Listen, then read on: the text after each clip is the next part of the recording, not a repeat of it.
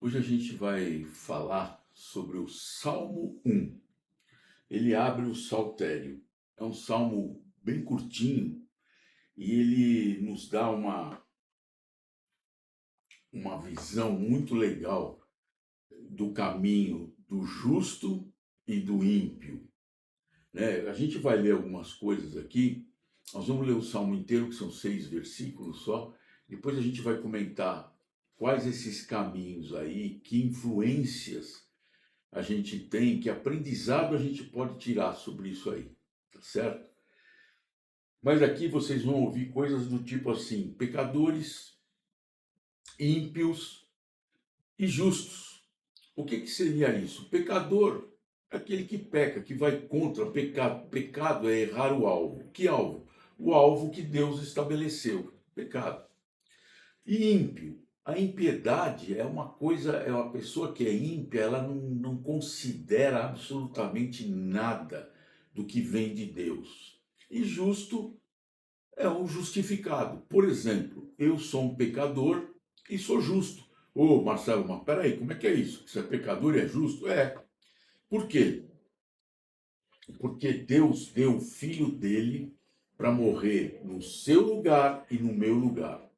Então, aquele que crê que Jesus Cristo, que o sangue dele derramado na cruz, lhe purificou dos pecados para você poder entrar na vida eterna ao lado dele, ele foi justificado.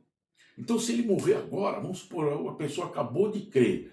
Puxa, eu orei, entreguei minha vida para Jesus, aí caiu, está lá na guerra, lá, caiu um míssil, o cara morreu. Já está do lado dele, foi justificado. Entendeu? Então, isso que é o termo. Então, eu sou um pecador e sou justificado. E sou justo. Vamos ler o Salmo, então. Aí diz assim, ó. Bem-aventurado, bem-aventurado é feliz, né? Bem-aventurado aquele que não anda no conselho dos ímpios, não se detém no caminho dos pecadores, nem se assenta na roda dos escarnecedores, zombadores. Pelo contrário, seu prazer está na lei do Senhor e na sua lei medita dia e noite. Ele será como a árvore plantada junto às correntes de água, que dá seu fruto no tempo certo e cuja folhagem não murcha. Tudo que ele fizer prosperará. Não é assim com os ímpios, eles são como a palha que o vento os dispersa. Por isso, os ímpios não prevalecerão no julgamento, nem os pecadores na assembléia dos justos, porque o Senhor recompensa o caminho dos justos, mas o caminho dos ímpios traz o quê? Destruição. Vamos falar então sobre o caminho do justo, que começa falando do caminho do justo. O que o justo não faz? O que ele não faz? O bem-aventurado é aquele que não anda no conselho dos ímpios. Então ele não anda, andar, conselho, influência, não deixa se levar pelo conselho dos ímpios. Não se detém, não para no caminho dos pecadores, ou seja, não pratica aqueles pecados. E nem se assenta na roda dos escarnecedores, que dá uma conotação de pertencimento, ou eu pertenço a esse grupo de escarnecedores. Então, mais ou menos um exemplo assim, ó, você tinha amigos na sua época de juventude e tal, que consumiam drogas, bebiam até cair, tinham sexo promíscuo e escarneciam daqueles que eram cristãos, né? E olha lá, eu lembro daquele cara, o cara se converteu, ele é cristão, o cara bobão, o cara chato, nem vamos chamar ele mais ele. Esses são os escarnecedores. Aí, os caras te convidam para uma festinha e você já sabe o que vai rolar. Vai rolar sexo promíscuo, vai rolar drogas, vai rolar bebedeira e os papinhos vão ser de gozar, de fofocar, de falar dos outros, gozar da cara de um e o outro que se converteu a Cristo. Aí essa é a roda. Então, assim, você pertence a esse grupo. Quando ele fala não se assenta na roda dos escarnecedores, é isso que o justo não faz. O que o justo faz? Pelo contrário, ele fala aqui, Seu prazer está na lei do Senhor e na sua lei medita dia e noite. Ele medita constantemente. Para quê? Para querer conhecer. Para quê? Para querer se relacionar com Deus. Como é que a gente se relaciona com uma pessoa? Como é que a gente conhece uma pessoa? Convivendo com ela. E como é que você convive com Deus? Oração e leitura da palavra. Quando você quer colocar alguma coisa para Deus, você ora. Quando você quer saber alguma coisa de Deus, você lê a sua palavra, que está aqui o manual. E ele já coloca exatamente como são essas pessoas aí, para você ter uma noção de que como que vai ser. E aí, qual que é o resultado disso, né? Ele está no versículo 3, ele diz assim, ele será quem? O justo. Ele será como a árvore plantada junto às correntes de águas, que dá seu fruto no tempo certo e cuja folhagem não murcha. Tudo que ele fizer prosperará. Então, aqui, ó, essa conotação é de raiz. Ele fala que ele será como uma árvore plantada junto às correntes de água. Quer dizer, a raiz foi buscar a corrente de água lá embaixo. Tem raízes, tem estabilidade, ele tem firmeza, ele tem um fruto no tempo certo. O que é o fruto no tempo certo? De repente, você já conhece a palavra, tal, mas você tem uma pessoa que te pergunta alguma coisa que é importante você saber ali para que aquela pessoa não desista e sim passe a seguir a Cristo. Deus vai te dar esse fruto no tempo certo.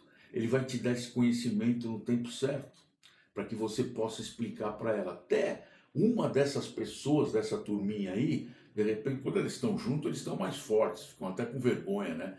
Eles vão escarnecer de você, mas quando está todo mundo junto. Às vezes estão separados, a pessoa precisa de um conselho, a pessoa está ruim, fala assim, poxa, eu estou ruim, estou doente por causa das drogas, não consigo largar, deixa eu buscar conselho no meu amigo que se converteu. E aí você vai frutificar, você vai dar um fruto no tempo certo, entendeu? Você vai ser aquela folha que não murcha.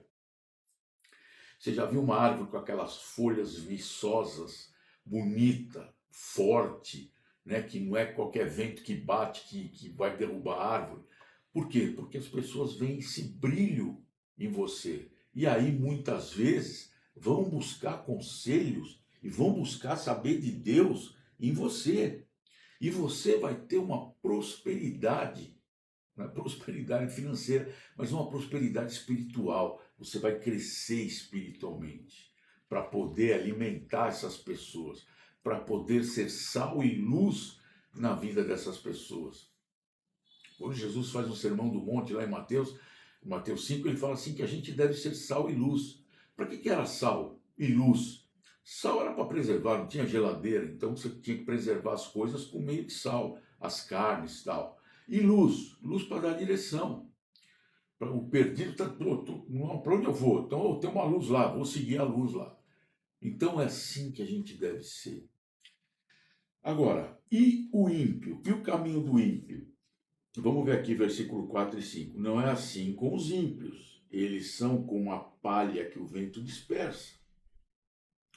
Por isso os ímpios não prevalecerão no julgamento, nem os pecadores na assembleia dos justos. Então, o que acontece, né? O ímpio ele não tem raiz, ele não tem firmeza, ele é bambo, ele não consegue se firmar. E ele é levado por qualquer vento de doutrina, né? A Bíblia diz, não seja como o cavalo e a mula, né? Que é levado por qualquer vento de doutrina, quer dizer, sem freio, né? Se pega um cabresto e leva. As pessoas hoje parece que estão sem valores, tem muita informação, mas tem pouco valor familiar, pouco valor espiritual.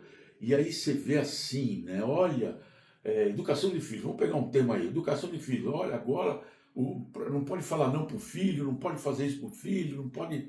Aí um pai e uma mãe manda para os amigos, olha, achei um influenciador ótimo, o cara é muito genial, escreveu um livro. Aí pá, todos aqueles pais, aqueles vão tudo para aquele lado. Aí daqui a pouco vem outro e fala, não, ó, tem que falar não para os filhos. Aí vai falando não para os... Sabe, perdidos. Qualquer vento de doutrina leva essas pessoas, por quê? Porque eles não têm raízes, porque eles não têm valores espirituais nem familiares, né? Não tem Deus como base. Quem não tem Deus como base, vive o quê? Sem direção. Qualquer ventinho você segue.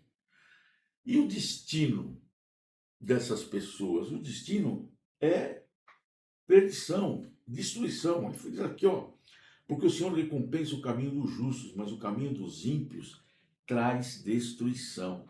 Não permanecem diante de Deus. Não fazem parte da congregação dos justos. E o problema do ímpio não é só o presente, né, o que ele está vivendo agora. É a questão, é o destino eterno. Todo mundo vai ter um destino eterno. Todo mundo. Aqui, todo mundo vai para julgamento. Até o Cristo. Oh, mas espera aí, você não falou que é justo? Você não falou que... Sim, sou justo, mas sou pecador e vou enfrentar o justo juiz. Vou ter um julgamento, todos vão passar pelo julgamento. Só que os que são justos já vão para Cristo. Agora, os que não creem em Cristo vão... Deus fala, vou separar os bodes das ovelhas. E fim de papo, aquele que não está escrito no livro da vida, não se converteu, não aceitou a Cristo, vai para a condenação eterna. E é o que está aqui, o que ele diz aqui, né? Que o destino eterno todo mundo vai ter um destino eterno, só que você pode ter um destino eterno ao lado de Cristo e outro destino eterno ao lado do diabo. Qual o destino que você vai escolher? Quem não tem Deus no mundo, quem não tem Deus na vida, não tem base, não tem direção, segue qualquer vento de doutrina. Esse salmo mostra exatamente os dois destinos finais para as pessoas. Qual o destino que você vai escolher? Então, se você é o justo, se você é uma pessoa justa, é uma pessoa que é classificada como justificada diante de Deus, Deus te guarda, Deus te acompanha, Deus te aprova, Deus te cuida. Por quê? Porque você passou a ser filho de Deus. Oh, mas todos são filhos de Deus. Não, nem todos são filhos de Deus. Eu já falei uma vez isso aqui para vocês. Lá em João, ele fala exatamente o que você tem que fazer para ser filho de Deus. Ó. Mas a todos que o receberam, aos que creem no seu nome, deu-lhes a prerrogativa de se tornarem filhos de Deus. Então, se você creu, você se tornou, você recebeu a palavra, creu, então você se tornou um filho de Deus. Senão, você continua sendo criatura de Deus. Você não é filho, então ele não vai cuidar, não vai aprovar, não vai te guardar. Você é simplesmente uma criatura. Agora, e o caminho do ímpio conduz o quê? A destruição, a perdição. Esse salmo mostra exatamente a abertura do saltério, mostra que esse salmo é importante, já mostra logo de cara que você tem que tomar uma decisão, e essa decisão é em vida. Você tem que escolher um caminho para você. Lembra que Jesus falou lá, João? Eu sou o caminho, e a verdade e a vida. Ninguém vem ao Pai senão por mim. O próprio Jesus falando. Aqui cabe uma pergunta. Quem tem influenciado a sua vida? Quem você escuta para você tomar suas decisões? Aqui mostra bem isso. Quem você deve procurar para você tocar a sua vida, para você ser estável, para você ser firme, para você ter base e não correr para qualquer vento de doutrina. O Salmo mostra exatamente isso.